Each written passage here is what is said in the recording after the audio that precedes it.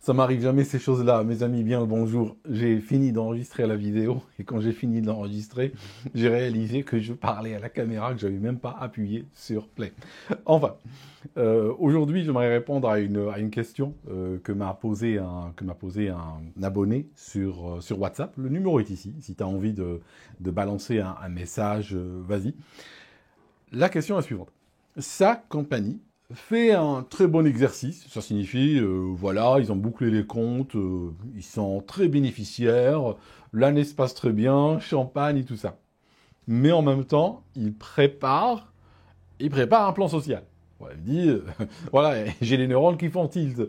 Parce que souvent, on associe le plan social à des compagnies qui vont mal. Et c'est vrai, le plus souvent, c'est vrai. Le plus souvent, quand une compagnie prépare un plan social, c'est que, bon, voilà, il n'y a pas d'argent, il n'y a pas de commande, c'est en train de s'effondrer, ben, on essaye de faire un petit peu comme dans les anciens navires qui étaient en train de couler, ben, on jette par-dessus bord ce qu'on peut. Hein. Le problème, c'est qu'on jette des gens, on jette des humains, des gens qui ont des familles, des gens qui ont des enfants. Et malheureusement, dans le monde dans lequel nous vivons, nous avons, avec nos familles, avec nos enfants, avec nos responsabilités, hein, nos responsabilités de parents, nos responsabilités de personnes, ces responsabilités sont en CDI, hein, contrat à durée indéterminée. Par contre, quand on est au travail, eh ben, on est toujours en CDD. Quand bien même on a un CDI. Parce qu'en réalité, le CDI, c'est juste un CDD glorifié. Hein. Au moins, avec le CDD, tu sais où ça va se terminer. Mais aujourd'hui, le CDI, bon, ben, voilà quoi. Hein, il y a plein de gens qui avaient un CDI jusqu'au moment où on les a fait déguerpir. En fait, le CDI se transforme, surtout quand l'économie va mal, comme aujourd'hui, se transforme en une sorte de CDD. Oui, en une sorte de CDD dont on ne sait pas vraiment où est la sortie. Hein, au moins, voilà. Donc, ce spectateur, bien entendu, il a posé cette question qui est très intéressante et je vais vous en parler aujourd'hui. Alors, j'ai identifié dans ma carrière et dans les conversations que j'ai avec plein de gens, des dirigeants d'entreprise, des employés, des décideurs, tout ça, voici les deux grands axes qui font que cette situation se produit. Et je vous donnerai, à la fin de la vidéo, ce que je considère comme étant la solution réellement à faire, si c'est possible. Hein. Les solutions que je vous donne sont toujours, bon, si c'est possible. Hein. Je sais que, bon, voilà, des fois on est obligé de faire avec les réalités du terrain. Donc, premièrement, la première situation qui fait ça, c'est quand une société, eh bien, a un mauvais feeling pour l'avenir. Ça veut dire que, oui, dans le passé, oui, cette année, ils ont fait de l'argent. Oui, l'année dernière, ils ont fait de l'argent. C'est vrai, ça c'est clair.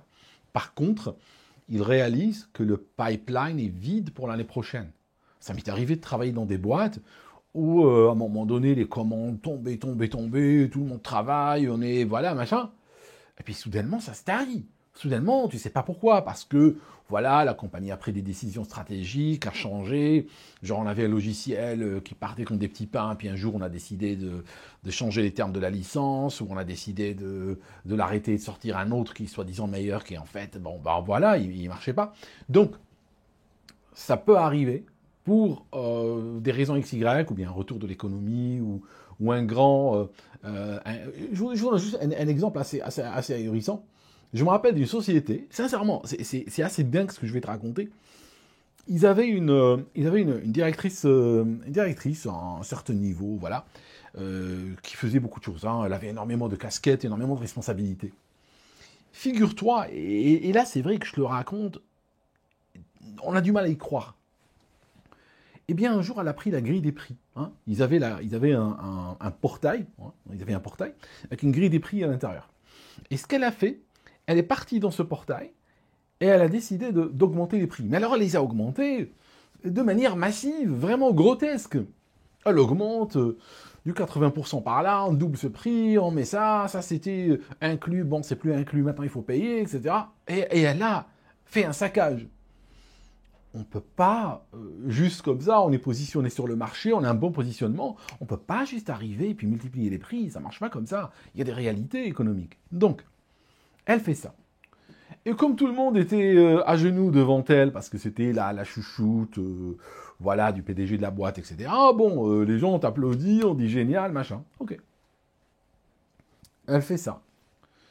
Et je vous garantis que littéralement, au bout de 2 semaines, 3 semaines, elle a démissionné, elle est partie chez la concurrence. Je t'assure, elle est partie chez la concurrence, la nana. Donc, elle part chez la concurrence, mais il y avait un tel culte de la personnalité qui était attaché à elle que personne n'a osé défaire les prix qu'elle avait mis en place avant de partir. Donc, ces prix n'étaient plus concurrentiels, n'étaient plus compétitifs. Et elle les a mis en place, parce que quand tu sais que à ce niveau, pour travailler chez l'autre boîte, ça prend des semaines et des mois d'entretien et de tractation, etc., tu réalises qu'au moment où elle était en train de saboter la grille des prix, elle avait déjà son contrat avec les autres. Et il n'a pas été touché. La réalité, c'est que, bon, voilà, les produits qu'elle a frappés de cette manière-là ne se vendaient plus. Et donc, bam, il y a beaucoup de gens qui ont été virés par la suite. Donc, je te raconte. La compagnie, parfois, a de mauvaises perspectives. Même si son passé récent était glorieux, les perspectives sont mauvaises. Par exemple, ce qu'on appelle le funnel, le tube, le pipeline de vente est vide. Il n'y a personne. Voilà, nada, du vent. Donc, qu'est-ce qu'on fait là? Eh bien, on va anticiper. On va anticiper des vaches maigres. On va anticiper les 7 plaies de l'Égypte. On fait quoi? On va commencer à licencier du monde. Et ça arrive, voilà. Maintenant, juste avant de continuer, je vous rappelle, juste 30 secondes, le partenaire du canal, c'est plus qu'un partenaire, c'est un ami du canal, qui l'use en France. Vous regardez le lien, je vous le donne dans le commentaire épinglé et dans le descriptif de la vidéo. Ils font quoi pour vous? Ils peuvent vous coacher à soit retrouver un travail si vous avez perdu votre travail, soit à évoluer vers quelque chose de plus aligné avec votre carrière si vous avez un travail en ce moment. Tout ça payé par France Travail. Donc c'est gratuit pour vous. C'est vraiment la Rolls parce qu'ils font du coaching face à face avec une seule personne. Un seul coach, une seule personne. D'accord? Donc c'est quelque chose d'assez puissant. Appelez-les de ma part ou remplissez le formulaire, ils vous appelleront. Revenons à notre histoire. Donc, la première chose qui fait que ça se passe de cette manière, c'est quand il n'y a pas, c'est quand des perspectives sont mauvaises. L'autre raison. Et l'autre raison, c'est une des raisons qui fait que les compagnies deviennent parfois absolument infréquentables. Et au passage, comme je n'ai pas de script pour faire ces vidéos, tu sais que la vidéo que je n'ai pas enregistrée, je racontais complètement autre chose, d'accord? Mais voilà, c'est drôle. Si j'arrête cette vidéo maintenant et que je la reprends, je suis sûr que je raconterai complètement différemment. Mais c'est pas grave. Donc on est entre nous, on discute. Donc je te disais, l'autre technique, l'autre problème, c'est quand une compagnie veut se vendre. Parce que des fois, tu entends que, bon, voilà, la compagnie a fait du bénéfice, tout va bien. Par contre, on sent le vinyle hein, pour la suite, on sent que ça ne va pas. Donc, qu'est-ce qu'on veut faire? On veut vendre la compagnie. Dans ce cas-là, on va voir des cabinets spécialisés. Donc, on va voir, il y a des cabinets qui font que ça, hein, qui travaillent, qui font du courtage, du conseil, de l'audit, tout ça. C'est leur job. Tu vas les voir, hein, avec ton dossier, tu dis voilà, j'ai ma compagnie, elle a 1000 employés, 300 employés, voici ce qu'on produit, voici nos comptes, machin, tu prends avec toi tes gars, hein, tu prends ton directeur financier, tu prends plein de gens. Et puis, tu dis on veut la vendre. Voilà. Parce que souvent, il y a des boîtes qui ont été créées pour opérer, être opérées. Pour opérer, ça signifie pour travailler. D'autres, souvent, ont été créées pour être vendues.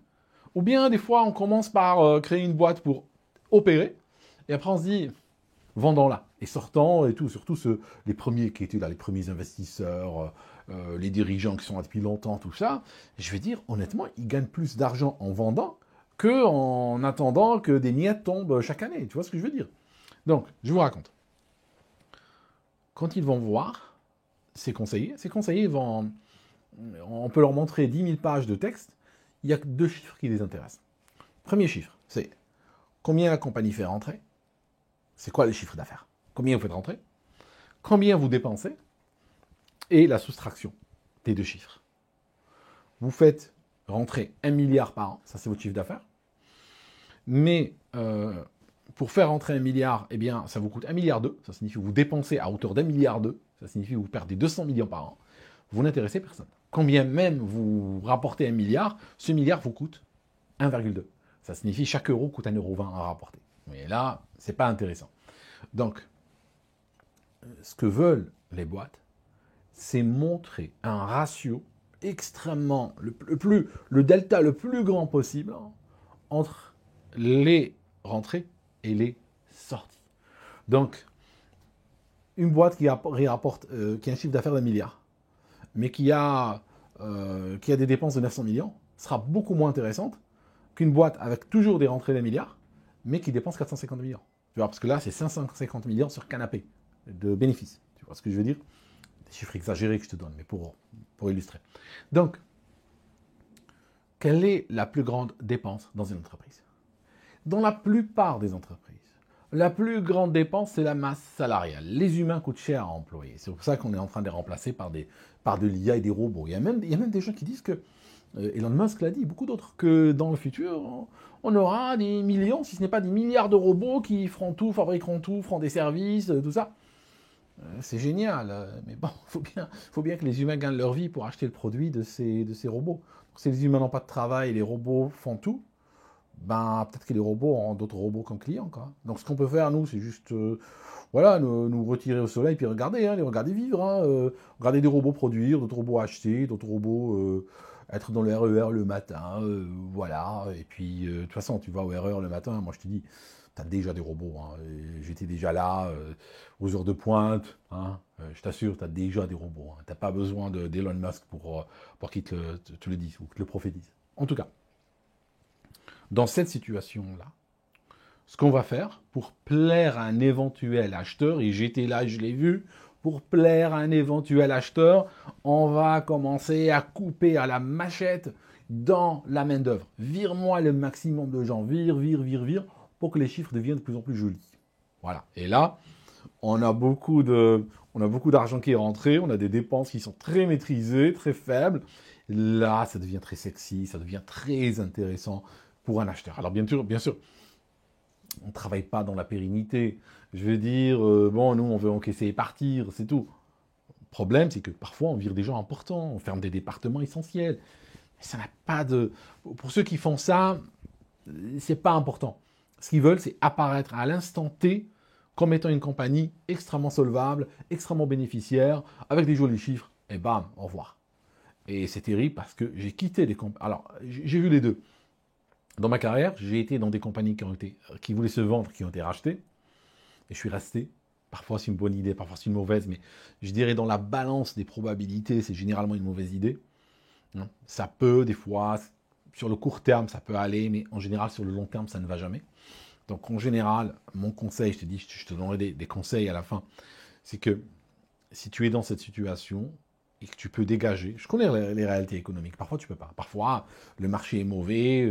Voilà, je te crois. Il n'y a pas de souci. Mais si tu es dans une compagnie qui fait ça, tu es à la place du mort. Ça signifie, tu es en danger. Si tu peux dégager, dégage. Ne reste pas là, s'il te plaît. Ne reste pas là. Moi, ça m'est arrivé. Honnêtement, le mieux que j'ai fait, mais je n'ai pas fait exprès. J'entendais justement les bruits de couloir.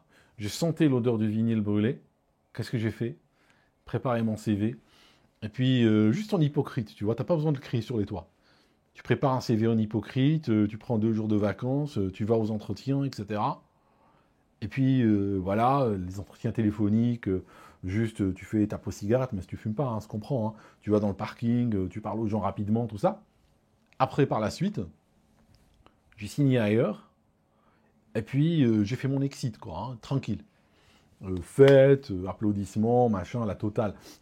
Dans les entreprises, généralement, on t'apprécie pas quand tu es là, mais le jour où tu décides de partir, on t'apprécie, on te fait même la fête. J'ai jamais vu d'entreprise qui font la fête pour ceux qui restent, mais j'en ai vu qui font la fête pour ceux qui partent. Je veux dire, quand tu veux partir, ils se disent quel bon sens. Celui-là, franchement, aujourd'hui, je le respecte parce qu'il a décidé de partir. C'est le message un petit peu que ça envoie. En tout cas, je te dis, je suis parti une fois, et je crois que dans les... Je ne me rappelle plus le chiffre exact. Honnêtement, je crois dans les 3 semaines, 1 mois, tout le monde a été viré. Tu vois ce que je veux dire? Donc, j'ai commencé à toucher du bois, quoi. Et l'avantage, quand tu pars dans tes propres termes, c'est que tu pars à l'aise, tu pars tranquille. Quand tu vas à un entretien et on te dit vous avez un travail en ce moment, tu dis oui, tu n'es pas en train de mentir, tu dis oui, j'ai un travail, ça se passe très bien, tout ça, mais bon, voilà, je cherche de nouvelles perspectives, j'aime bien votre boîte, j'aime bien ce que vous faites, j'aimerais bien m'exposer à vos produits, tout ça, j'ai entendu dire du bien de vous, etc. Tu vois le genre, hein, toujours faux cul, hein, on se comprend. Mais voilà l'idée, voilà l'idée. D'accord? Donc si tu peux dégager, dégage. Bon, si tu peux pas dégager, ma foi, bah, tu restes jusqu'à l'implosion. Hein.